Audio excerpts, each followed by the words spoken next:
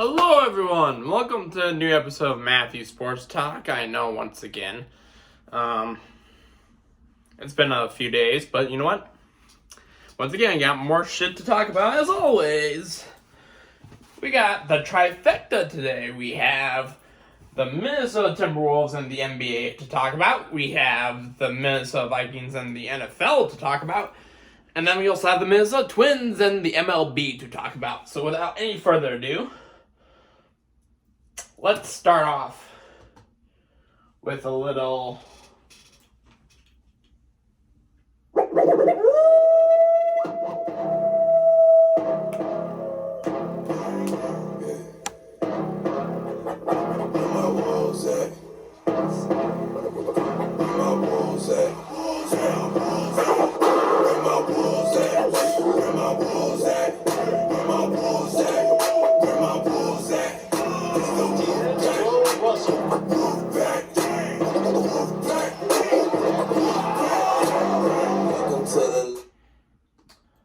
I got a little Minnesota Timberwolves stuff to talk about because, where are the Wolves at these days? Well, I would have told you Friday after their embarrassing loss to the friggin' Charlotte Hornets, but I wasn't in the mood. Would have told you Sunday, in which they lost to the Golden State Warriors without Steph, and they were up at one point in the fourth quarter. Wasn't in the mood. But finally, you know what? Good shit happened, so I can talk about them respectfully now. The Wolves being the LA Clippers, 108 to 111 last night. I stayed up and watched it because it was on TNT. So, And you know what? The surprising fact, overall, the top scorer was Jaden McDaniels, which I don't know if that's happened this season, but, it was pretty well-rounded. I mean, Jaden did lead the way, had 20 points, but, Anthony Edwards had 18. Still was kind of down overall, 6 for 18 field goal-wise, but you know what? 18 points is still good. Rudy had 16. Kyle Anderson had a double-double. He had 12 points, 10 rebounds. Then Naz Reid added 12 points off the bench. So, a pretty well-rounded affair. I mean, overall, the team stats, if you boil down to it, field goal-wise, the Wolves were better. 47.8% compared to 42% for the Clippers. Three-pointers, the Clippers were better, but, the Wolves out-rebounded them. Definitely had more blocks and definitely didn't turn over the ball. 19 turnovers. I mean, they did turn over the ball 19 times, but Clippers turned it over 25 times, and that's more important. So, overall, where we're at, they're now sitting at 32 and 32. I still think they're going to end the season probably at 42 and 40 and be the play-in team, so it is what it is. And I need to go on and continue on to talk about the Wolves in this regard because one thing happened last night. Naz Reid was getting some attention from a very, very, very, very high up player in the NBA, and that player's name is LeBron James. Now, most of the time I like the fact that sometimes Minnesota players can fly under the radar, but when they get called, and I'm not talking about, players like Justin Jefferson's stature or Anthony Edwards' stature, or I'm sure Kevin Garnett when he was being talked about in his day. But guys that are just subtle, support pieces in the overall mix. Naz Reid being one of those support mixes. Now Naz Reid's value has gone up. And because I don't know what the hell is going on with Karl Anthony Towns, he's supposed to be back by now. And the fact that he's not, and I still don't Like, they haven't given a definitive update on him. It's kind of pissing me off to a point by now. So it's like, what the fuck is going on? Seriously. It's really, really frustrating me. And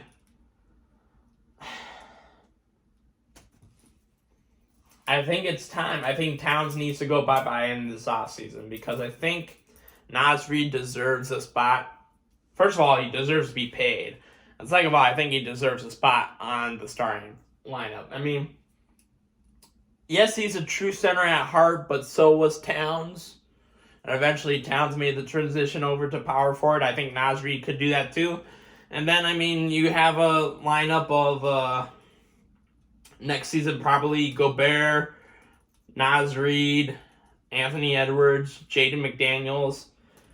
And honestly, I would like to say Jalen Noel, but I feel like he's another guy that also is starting to look like he's on his way out. And I really don't want that. Because I sure as hell don't think Mike Conley is the solution for the future at, I think, what is he, shooting guard? Or is he a point guard? I'm not sure. Rasta.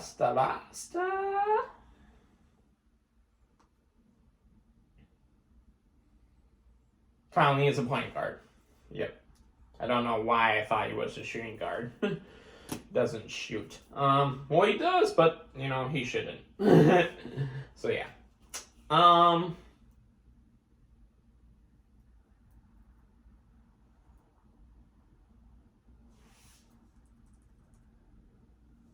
So, yeah. That's where the Wolves are at.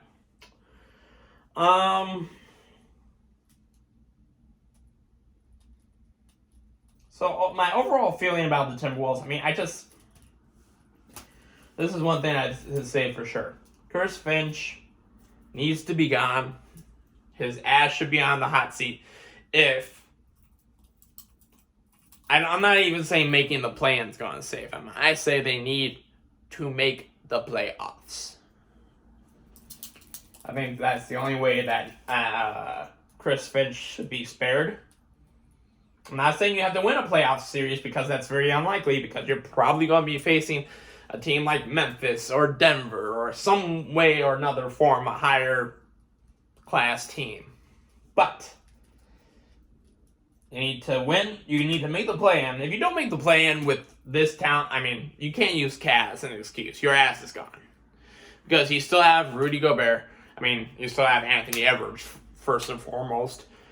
You have Rudy Gobert. You have talent.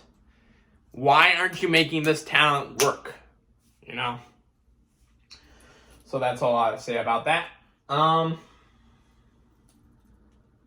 was a few other things I was going to talk about in the NBA, but overall it's like the one other thing I was going to talk about. Who do I like right now in the NBA to win the title? Pretty much, I would say the pecking order in the East, it's quite simply, it's these three teams. And it's in this order. It's Milwaukee Bucks, 1. Boston Celtics, 2. Philadelphia 76ers, 3.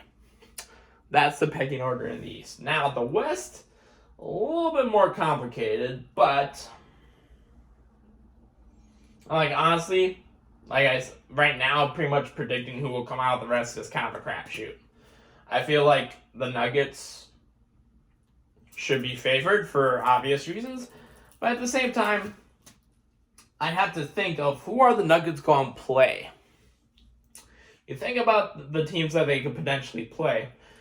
First off, I think they'll get out of the first round because they'll probably take on a team like New Orleans or something like a bomb-feeding team. There was one argument that someone said the Lakers could beat the Nuggets in the first round if the Lakers were to get into the play-in and win. I don't see it. I don't see it. I can maybe see them forcing a Game 6 or a Game 7. I don't see the Lakers being the Denver Nuggets in a 7-game matchup. In a 7-game series, sorry. So that's number one. I think the Denver Nuggets should fear whoever they're facing in the semifinals, so the following round. Because more than likely or not, it's going to be a team like the Phoenix Suns, maybe the Golden State Warriors, or maybe, the Dallas Mavericks. It's going to be a team that I think could go the distance with them and could probably knock them out. So, and then there's Memphis. I mean,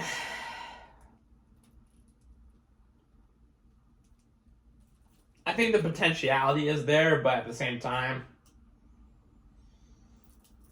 I could see them potentially being surprised by a team like, they'll be taking on in the second round, maybe a Clippers team or maybe a Dallas Mavericks team, maybe the Sacramento Kings. I mean, heck, there's a surprisingly a tough out this season, the Sacramento Kings are. So,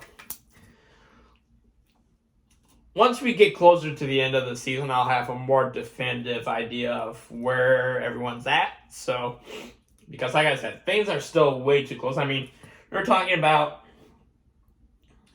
in the Western Conference, the 4th seed. The 4th seed and the 12th seed being separated by 4 games. That's not a lot. Even though there's not a lot of games left, that's still not a lot. So yeah, that's my little basketball talk. And now we go to talking about, wait for it.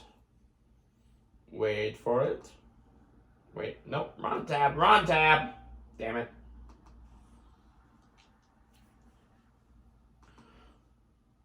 Come on, there we go.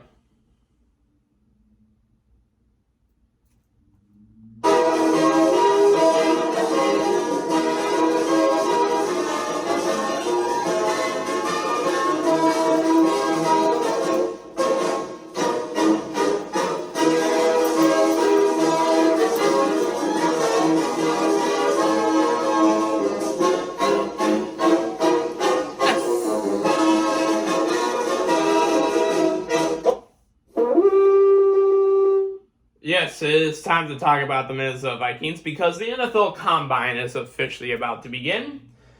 And with that comes a whole bunch of reckless speculation. And first off, let me start off by talking about this because for some reason, I am a part of a Vikings fan group on Facebook.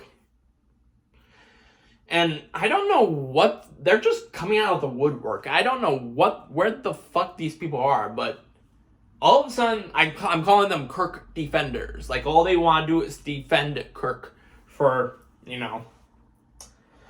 here's the thing. Doing a little research. I'm summing up pretty much mostly Kirk's time here in Minnesota, but overall his career in general.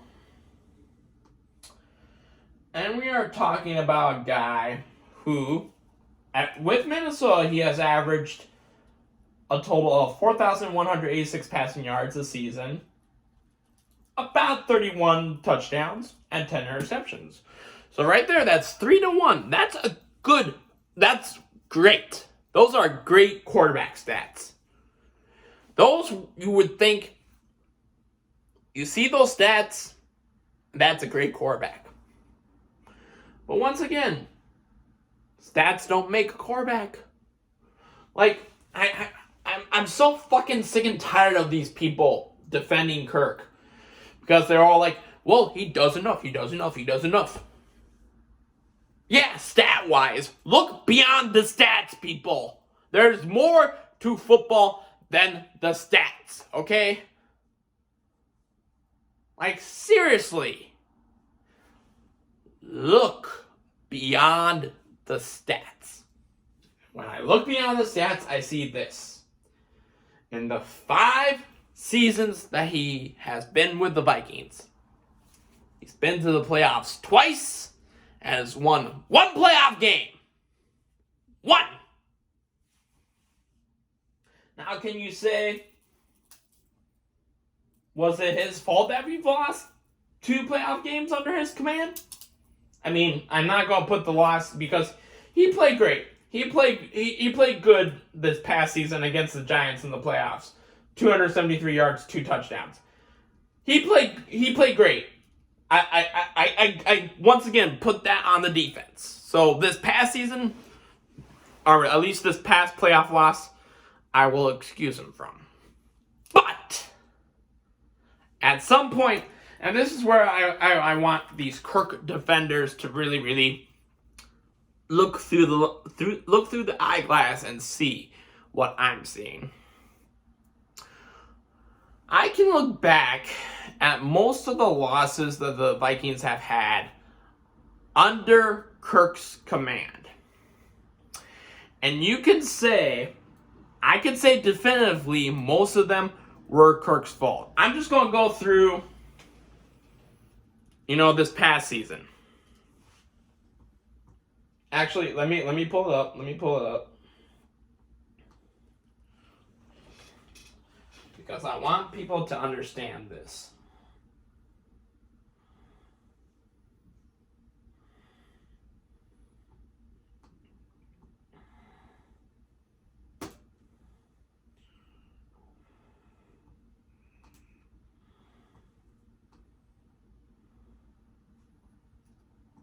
Okay, so in the 3 losses, I'm not doing the postseason loss because I already told you. I'm excusing that because he played good.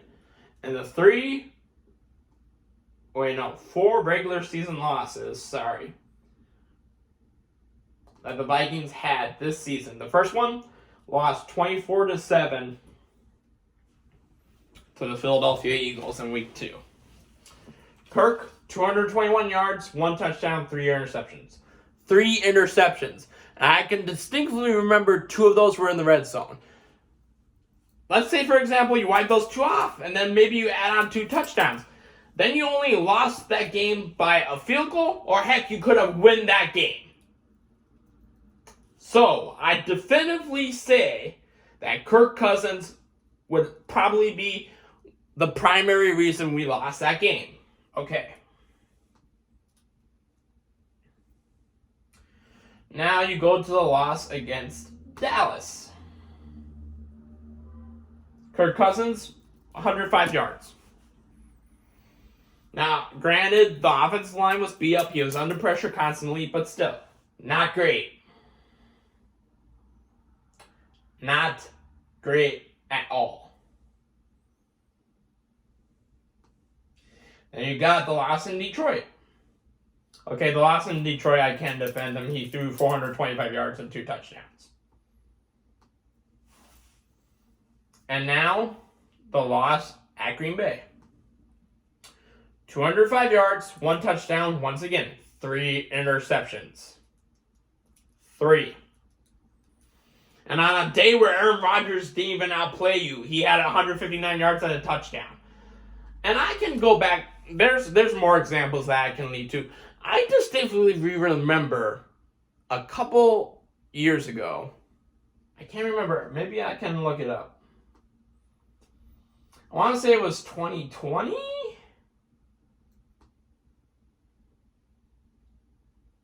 Yeah, 2020. Week 2. Game in Indianapolis. They lost 28-11. And Kirk Cousins had 113 yards and 3 interceptions. Terrible game. And it's not like, you lost by 17. It's not like it was that far out. You weren't like it was a blowout. Like, come on. At some point, these people just need to realize Kirk, I'm not saying Kirk can't win us a Super Bowl. By all means, he can win us a Super Bowl.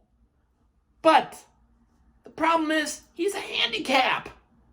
He's costing us $35 million a year, where he's an exception to the rule. Any quarterback that I think is being paid that much in this current NFL has at least multiple playoff wins under their belt. Not just one. And this is where I'm going, bear with me, I'm doing more and more research. Because that's what some of these people need to do, is research this. because it's driving me nuts. Okay. Positional. Sort by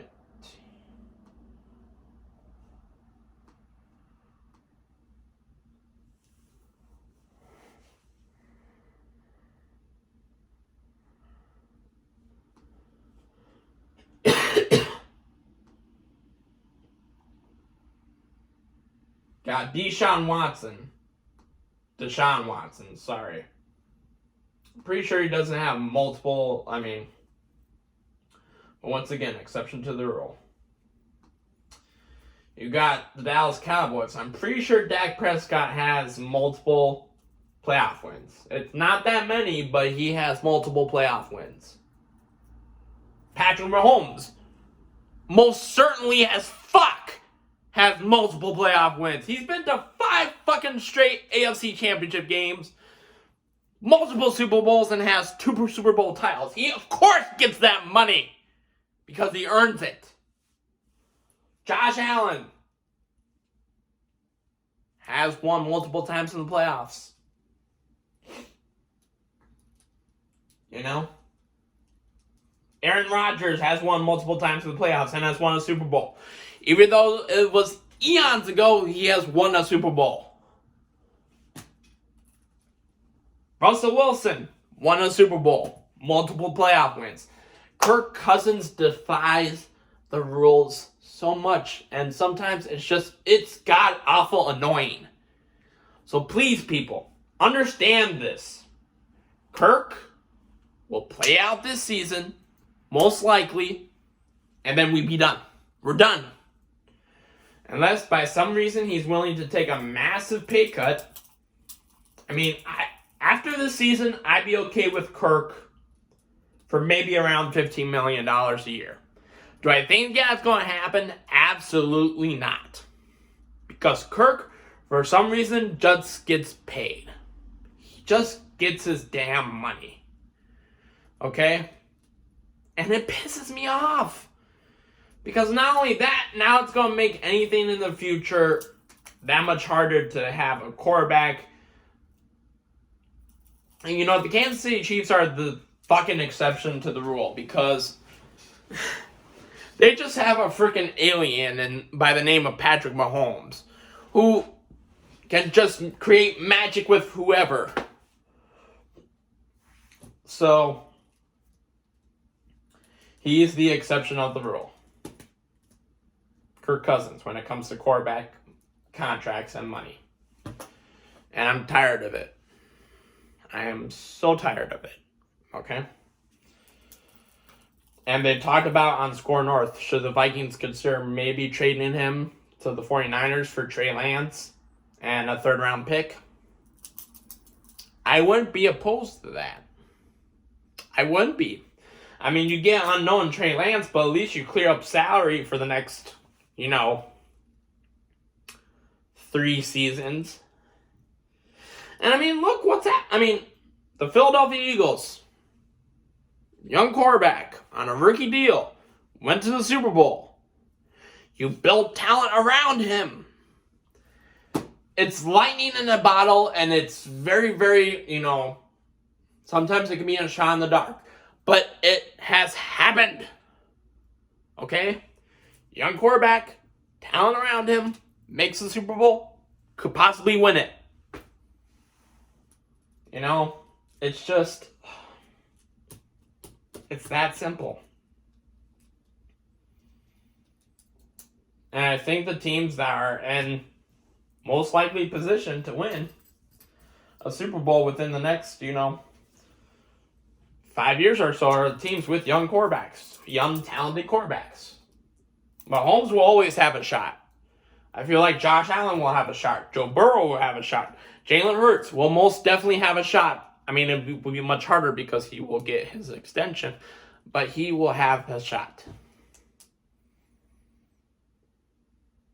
And once again, I'm going to actually move off a little bit, talk about Aaron Rodgers now, because, oh my God, I'm so tired of the talk. Do I think Aaron Rodgers can still lead a playoff caliber team? Yes. Do I think he definitely deserves, the money he gets? Yes. But is he going to win you a Super Bowl? I don't think so. He's past his prime. And everyone needs to stop using Tom Brady as an excuse as to why they think players can play until they're 41 or 42 or 45, as the case may be, and still be it's the NFL is being transitioned from, it used to be all about passing the ball when it comes to quarterback play. But now it's about not only can you pass the ball, but what you can do if the play collapses and you need to move outside the pocket. You can use your legs, or, in the case of, once again, Patrick Mahomes, you can create magic. So the NFL is transitioning from those pure great passers, Gotta be dynamic as a quarterback in the NFL these days. That's just, it is what it is. So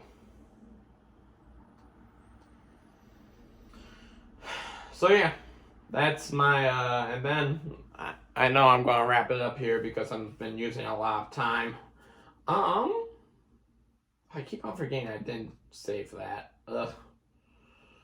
1 minute, sorry, this is me not being prepared. I should know better.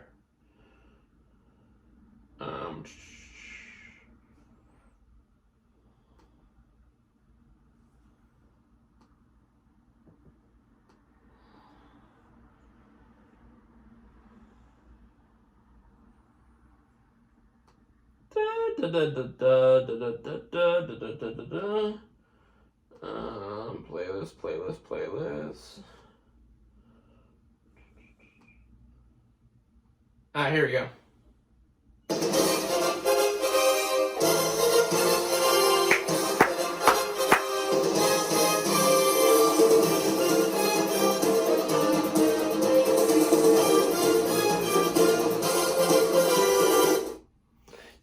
Yes, baseball talk. I love it. I put my Twins flag up in the window yesterday. Oh, it feels so good.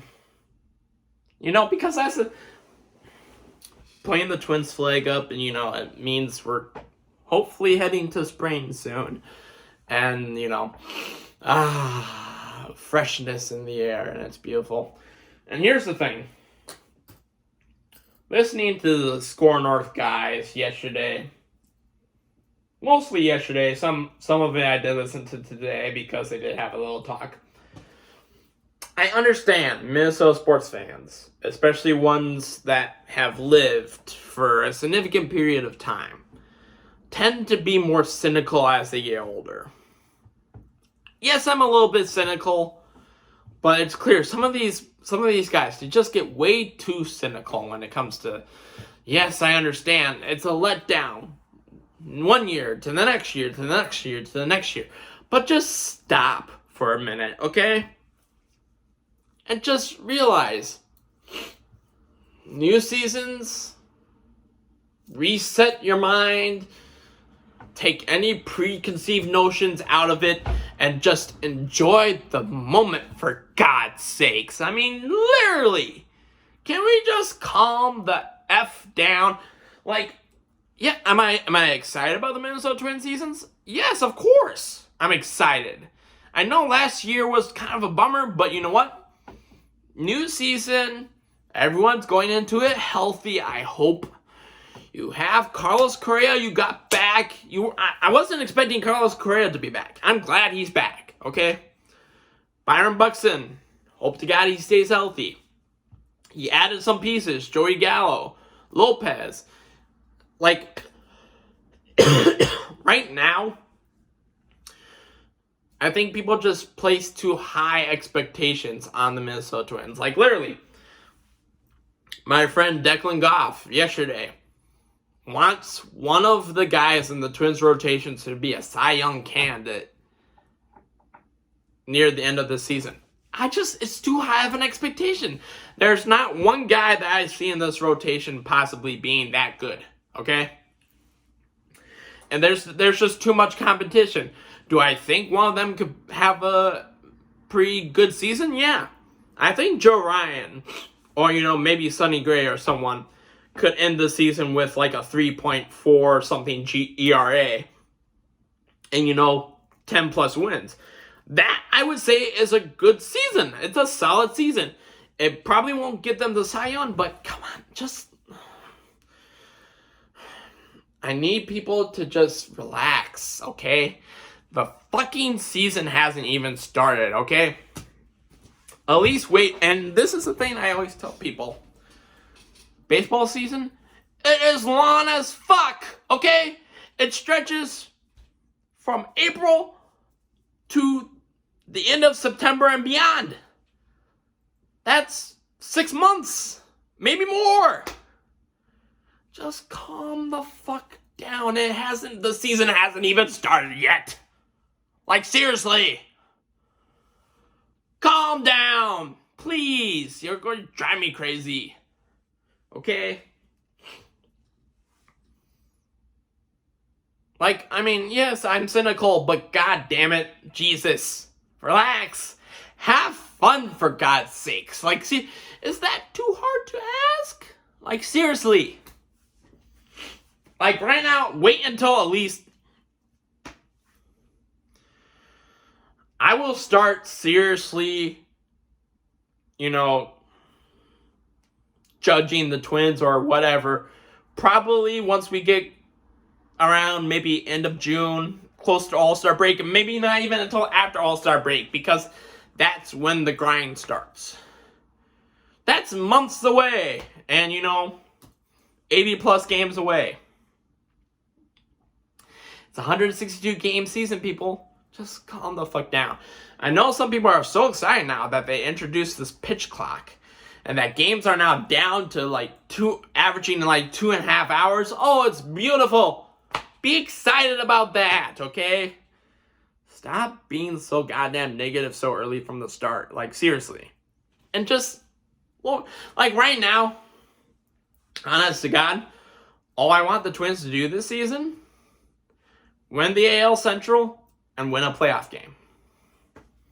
Now, if they get to a point in the season where they're 30 games above 500, then we can talk about maybe getting to the ALCS or maybe even being a World Series contender. We're not there yet, okay? So just everyone, calm the fuck down, for God's sakes. You're starting to make me get worry lines. And that was also, I need to talk quickly about this report about Carlos Correa and how about 8 doctors in New York and all think that, in 3 to 4 seasons, his knee is going to crap out, and either, maybe his shelf life is shortened tremendously, or maybe he'll just never play baseball again. Clearly puts in my mind that the Twins are willing to gamble, and they are in the mode to win now. So, this also puts to stem to me the thought that, depending on where they're at in the All-Star break, they'll maybe go all out and, maybe be one of those teams that gives up a shitload of prospects for a top-tier talent. Maybe a top-tier rotational player. We'll see. But one can hope. One can hope, okay? See? Hope. That's the word right now for the Twins. Hope. The season hasn't even begun yet. We're still in spring training. So everyone, please, for God's sakes, when it comes to the Minnesota Twins, just relax right now. Season hasn't even started. Let's get to the season, okay? Please and thank you. Well, that was probably one of my longest episodes. But you know what? Maybe this is what I do now. Maybe instead of recording twice a week or something like that, maybe I just record once a week, and there we just have a lot more shit to talk about. But does intrigue, and like I said, I don't script this. I have talking points, yes, but it's not anything super, it's just general statements that I can go off of and continue off of. So, So yeah, I don't know when I'll be recording next, but maybe, in a couple days. I mean, heck, we got the NCAA tournament starting up soon. We got March Madness to talk about. So yeah, we'll see how things go. Until next time, this is Matthew. Please like, comment, subscribe, whatever have you do. Share, I would appreciate it. So yeah, see you next time, guys.